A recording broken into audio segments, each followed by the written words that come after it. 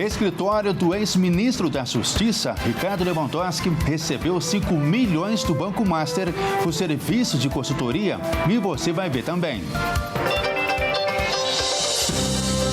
Lula e Macron discutem sobre o Conselho da Paz e concordam com o fortalecimento das Nações Unidas. Polícia Federal faz mega operação contra desvio de recursos no Rio Grande do Norte e prefeito de Mossoró está entre os alvos. Parlamentares franceses aprovam uma lei que proíbe o uso de redes sociais por crianças menores de 15 anos. E ainda, o Agente Secreto é indicado ao melhor roteiro original em um dos eventos mais importantes do Reino Unido. Tudo isso você confere a partir de agora no Jornal das 18h30.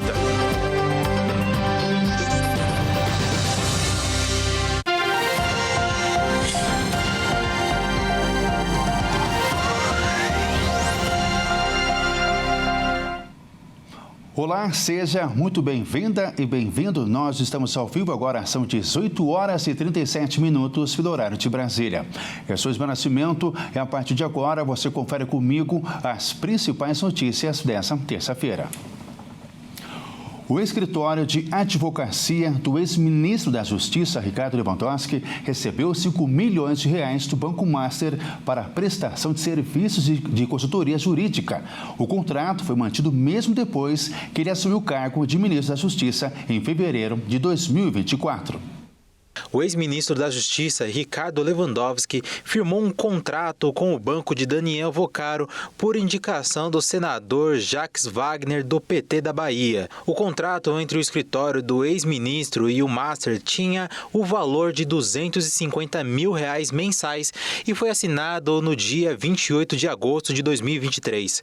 Os pagamentos prosseguiram até setembro de 2025, mais de 1 ano e 6 meses após Lewandowski assumir a pasta em fevereiro de 2024. A assessoria de Lewandowski confirmou a prestação de serviço ao Banco Master depois que ele deixou o Supremo Tribunal Federal em abril de 2023. Mas diz que o ministro parou de atuar nos casos relacionados ao escritório após assumir o cargo no governo Lula. Auxiliares do presidente Lula negam conhecimento prévio sobre o contrato firmado pelo ex-ministro da Justiça. Porém, integrantes do governo apontam que a existência do contrato foi um dos motivos que apressou o pedido de demissão de Ricardo Lewandowski do Ministério da Justiça no dia 10 de janeiro. Apesar do desgaste político, ministros avaliam que o governo não deve adotar uma postura defensiva diante da crise. A orientação de Lula, segundo interlocutores, é reafirmar a independência da Polícia Federal e do Banco Central e sustenta que não há irregularidade na conduta de integrantes do governo enquanto as apurações seguem em curso. Emmanuel Macron, presidente da França, e o presidente Luiz Inácio Lula da Silva conversaram nesta terça-feira sobre o Conselho da Paz proposto por Donald Trump, presidente dos Estados Unidos. E também falaram sobre o fortalecimento da Organização das Nações Unidas. Na manhã de hoje, o presidente da França, Emmanuel Macron, ligou para o presidente Lula para discutir sobre o Conselho da Paz, uma iniciativa criada pelo presidente norte-americano Donald Trump para atuar na paz e na reconstrução da faixa de Gaza. O presidente francês e o brasileiro concordaram que iniciativas em matéria de paz e segurança devem estar alinhadas aos mandatos do Conselho de Segurança e aos princípios e propósitos da Carta da ONU. A França de Macron já recusou participar do Conselho. Já Lula ainda não deu resposta ao convite de Trump, mas sugeriu que incluísse um representante da Autoridade Palestina. De acordo com uma nota divulgada pelo Palácio do Planalto, o presidente brasileiro defendeu o acordo comercial entre a União Europeia e o Mercosul, reafirmando que o entendimento é bom para os dois lados. O governo francês é contrário ao acordo e articulou com outros países europeus ir até a Corte do Tribunal de Justiça da União Europeia para apresentar um parecer, o que pode atrasar a realização em até 2 anos. O Palácio do Planalto ainda afirmou que os presidentes conversaram sobre a situação da Venezuela e ambos condenaram o uso da força em violação ao direito internacional. A Polícia Federal faz uma mega operação contra desvio de recursos no Rio Grande do Norte. O prefeito de Mossoró, Alisson Bezerra, está entre os alvos da investigação. A operação da PF pretende desarticular um esquema criminoso de desvio de recursos públicos e fraudes em processos de licitação de saúde no Rio Grande do Norte. São cumpridos 35 mandados judiciais de busca e apreensão no estado. Segundo as investigações, há indícios de irregularidades em contratos de fornecimento de insumos para a rede pública de saúde, envolvendo empresas sediadas no Rio Grande do Norte que atuavam junto a administrações municipais de diversos estados. O prefeito de Mossoró, Alisson Bezerra, está entre os alvos da operação. A operação tem como base auditorias da Controladoria Geral da União. Os documentos do órgão indicam falhas na execução contratual, inclusive indícios de compra de materiais que não foram entregues, fornecimento inadequado de insumos e sobrepreço dos produtos. As suspeitas recaem sobre empresas sediadas no Rio Grande do Norte que mantinham contratos com prefeituras de diferentes estados, levantando a hipótese de um esquema com atuação interestadual. Os investigados poderão responder por crimes relacionados a desvios de recursos públicos e fraudes em contratações administrativas. O estado de São Paulo já registrou 13 mortes devido às fortes chuvas. Especialistas acreditam que o problema não sejam os temporais, mas sim falta de projetos públicos. A cidade de São Paulo já registrou 4 mortes relacionadas aos temporais que acontecem desde dezembro. Segundo especialistas, esses números aumentaram em comparação ao ano passado. Não por causa exclusivamente das chuvas deste ano, mas sim pela falta de projetos para a retenção de água. No caso do estado de São Paulo, os dados mostram 13 mortes, desde 1º de dezembro até agora. Foram 5 mortes por enxurradas ou enchentes, 3 por desabamento e 1 por deslizamento, além de 4 na categoria outros. Especialistas dizem que não se pode dizer que a chuva está pior em 2026, porque na verdade ela está melhor distribuída e o problema está nos preparos das cidades para recebê-las. Faltam projetos para ampliar áreas destinadas à absorção e retenção de água e não apenas o seu escoamento. São Paulo hoje paga o preço por obras como a canalização de rios, como o Ribeirão Anhangabaú e rios Tietê e Pinheiros, ou enterramento de afluentes. Piscinões também são importantes neste contexto. A gestão Ricardo Nunes disse ter investido 9,3 bilhões de reais no sistema drenagem e diz já ter obras de absorção hídrica em funcionamento e outras sendo concretizadas, além de também ter dito que já entregou 6 piscinões e 8 ainda estão em fase de obras, com previsão de entrega até 2027. E veja, a seguir, parlamentares franceses aprovam uma lei que proíbe o uso de redes sociais por crianças menores de 15 anos. E ainda, o Agente Secreto é indicado a melhor roteiro original em um dos eventos mais importantes do Reino Unido. Nós voltamos já.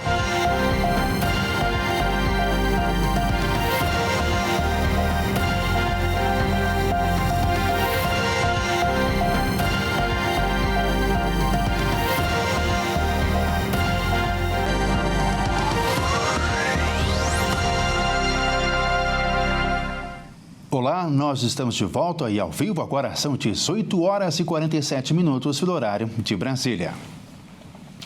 E parlamentares franceses aprovaram na madrugada desta terça-feira uma lei que proíbe o uso de redes sociais por crianças menores de 15 anos. A medida busca proteger a saúde mental dos adolescentes e combater o cyberbullying.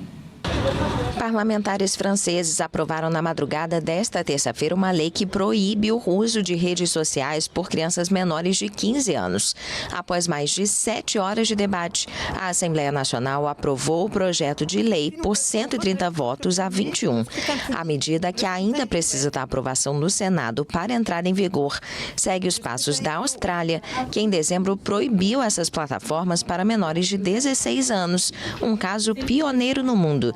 O presidente Emmanuel Macron fez da proteção das crianças online e da regulamentação do tempo de tela um foco central de seu segundo mandato, que termina em 2027. Na rede social X, ele afirmou que o cérebro de nossas crianças não está à venda, nem para plataformas americanas, nem para redes chinesas, e disse que a aprovação é um passo importante. A Agência Francesa de Segurança Sanitária alerta para os riscos dessas plataformas: cyberbullying, comparação constante, exposição a conteúdo violento e distúrbios do sono. Para evitar isso, menores de 15 anos não poderão criar novas contas a partir de 1º de setembro e as contas existentes serão desativadas a partir de 1º de janeiro de 2027. A lei também proíbe o uso de celulares em escolas de ensino médio, uma medida já em vigor no ensino fundamental. A preocupação com o impacto das redes sociais na saúde mental dos jovens cresce em todo o mundo. Países como Espanha e Dinamarca também estão considerando restrições semelhantes, enquanto no estado americano da Califórnia, um julgamento vai determinar se TikTok, Instagram e YouTube projetaram suas plataformas para gerar dependência em adolescentes. E a Justiça do Rio Grande do Sul condenou uma concessionária de energia elétrica e uma operadora de telecomunicações a indenizar um ciclista que ficou ferido depois de se enroscar em um fio solto no meio da rua. O acidente que motivou o processo aconteceu em março de 2025 em uma rua da capital gaúcha. Tudo foi registrado por uma câmera de segurança. Nas imagens é possível ver o exato momento em que o ciclista de 16 anos acaba se enroscando em um fio solto na via que atinge o pescoço do adolescente. Segundo a sentença da 5ª Vara Civil de Porto Alegre, assinada no último dia 5 de janeiro, ficou comprovado que o cabo era da Vivo e que ele se soltou após um serviço de poda de árvores realizado pela CE Equatorial, a concessionária de energia elétrica no estado, dias antes do acidente. Para a Justiça, houve falha na prestação do serviço por parte das duas empresas. A CE, por ter realizado a poda e deixado o fio solto na via, e a Vivo, por ser a proprietária do cabo e não ter resolvido o problema de forma imediata. O adolescente sofreu ferimentos no pescoço e nas mãos e precisou de atendimento médico. Na decisão, o juiz determinou o pagamento de R$30 mil por danos morais e mais R$25 mil por danos estéticos. A decisão ainda cabe recurso. Em nota, a Vivo informou que não comenta decisões judiciais em andamento. Já a CE Equatorial disse que lamenta o ocorrido e informou que, por se tratar de uma decisão passível de recurso, vai avaliar os próximos passos no processo. O caso do cão-orelha em Santa Catarina, assassinado por 4 adolescentes, comoveu o país inteiro. A polícia identificou os 2 suspeitos que estão nos Estados Unidos. Pois é, o caso do cão-orelha está chamando a atenção no Brasil inteiro de ativistas, causas sociais, causa animal, artistas, músicos, enfim. O Brasil inteiro está engajado em buscar aí a solução para que os culpados sejam punidos nessa situação. No último dia 16, aqui em Santa Catarina, na região da Praia Brava, na Grande Florianópolis, estão sendo investigados 4 adolescentes que teriam sequestrado 2 animais, agora já se sabe que foram 2 animais comunitários, 2 cães comunitários da região. Um deles, o Orelha, foi brutalmente espancado, teve diversas lesões e acabou tendo que sofrer eutanásia porque era impossível fazer a recuperação da saúde do animal. O outro cão, o Caramelo, já sabe-se que também foi levado pelo grupo, mas ele conseguiu escapar. A comunidade deu por falta do cão Orelha, pois ele estava sempre ali na sua casinha, sendo alimentado, recebendo e dando carinho da comunidade há mais de 10 anos. E o Caramelo sempre estava por perto também. Notaram a falta desses animais e foram atrás até que o encontraram no estado já quase desfalecido. E isso gerou muita comoção, o pessoal começou a ir atrás dos culpados, pois aquilo ali não era uma briga de cachorro, era causado por ditos seres humanos. Tanto que chegou a investigação, a Polícia Civil foi acionada e lá já se sabe que 4 adolescentes estão envolvidos nessa investigação, 3 adultos que estão entrando por coação de testemunhas, porque foram lá falar para as testemunhas não falarem, não deporem, não irem contra os adolescentes, e desses adolescentes, 2 já estão sendo investigados, já tiveram equipamentos eletrônicos, celulares apreendidos pela Polícia Civil de Santa Catarina, e 2 estão em férias na região da Flórida, nos parques de Orlando. E a polícia espera o seu retorno porque eles já tinham uma viagem pré-programada, ou seja, dia 16 cometeram o ato junto com os outros amigos, dizem as investigações, 2 dias depois embarcaram de férias para os Estados Unidos. Tudo isso está gerando muita comoção aqui no estado e, como eu disse, no Brasil, muita gente falando, porque querem solução desse caso. A Polícia Civil continua fazendo as investigações e a gente vai trazendo as informações para vocês aqui dentro da programação. O Agente Secreto é destaque e o mais importante prêmio. O filme brasileiro recebe 2 indicações no BAFTA 2026, conhecido como o Oscar britânico. A lista oficial de indicados a uma das principais premiações do audiovisual do mundo, o BAFTA 2026, foi divulgada pela Academia Britânica de Cinema nesta terça-feira e confirmou as pré-indicações anunciadas no início do mês. O longa O Agente Secreto, de Kleber Mendonça Filho, aparece 2 vezes na disputa, concorrendo a melhor filme de língua estrangeira e melhor roteiro original. Wagner Moura não foi indicado a melhor ator. Isso já era sabido, já que o brasileiro não estava na lista de pré-selecionados divulgada no início de janeiro. Já o documentário Apocalipse nos Trópicos, dirigido por Petra Costa, foi indicado a melhor documentário, assim como o brasileiro Adolfo Veloso, diretor de fotografia de Sonhos de Trem, que foi indicado em melhor fotografia. Com isso, o Brasil marca presença tanto em categorias principais quanto técnicas da premiação. E começa agora a etapa final de votação do BAFTA. Mais de 8 mil membros globais da Academia Britânica de Cinema participam do processo, que ocorre entre os dias 28 de janeiro e 17 de fevereiro. A cerimônia de entrega dos prêmios está marcada para 22 de fevereiro, em Londres. Esta edição fica por aqui. Agradeço a sua companhia. Uma ótima noite. Até amanhã. Tchau.